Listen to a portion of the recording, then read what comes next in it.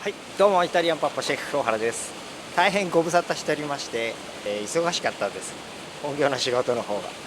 今日はピザ窯作り。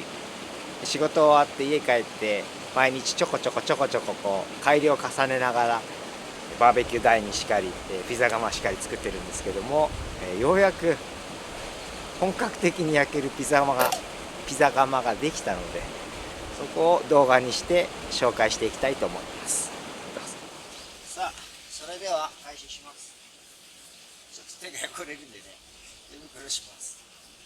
それで、ここの基礎が一番大事です。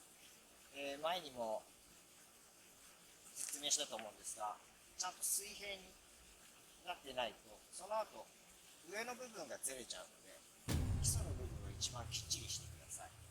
で、このアプリ。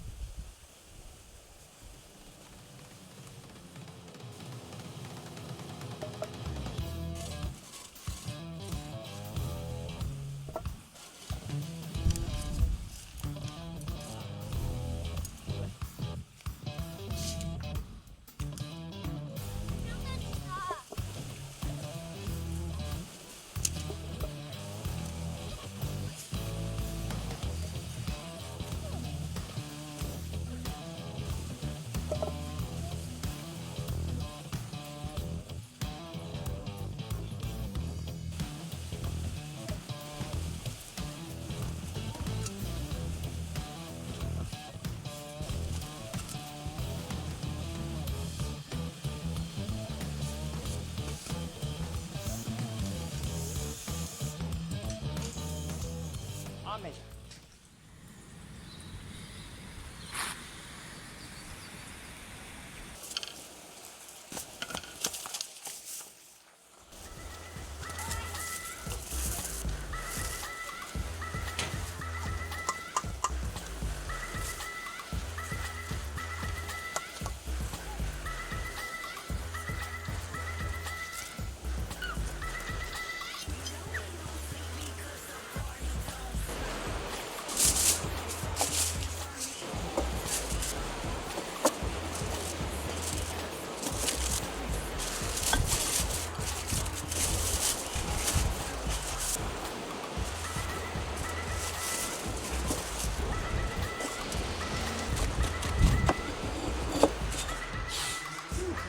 できたんじゃない？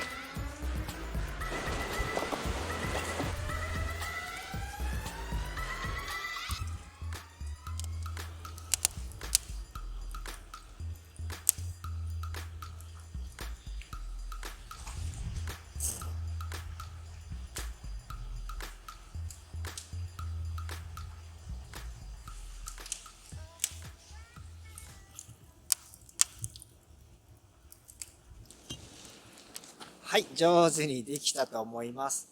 ですね、午前中からやっていろいろ用事を済ませながら仕上げたんですけども、だいたい4時。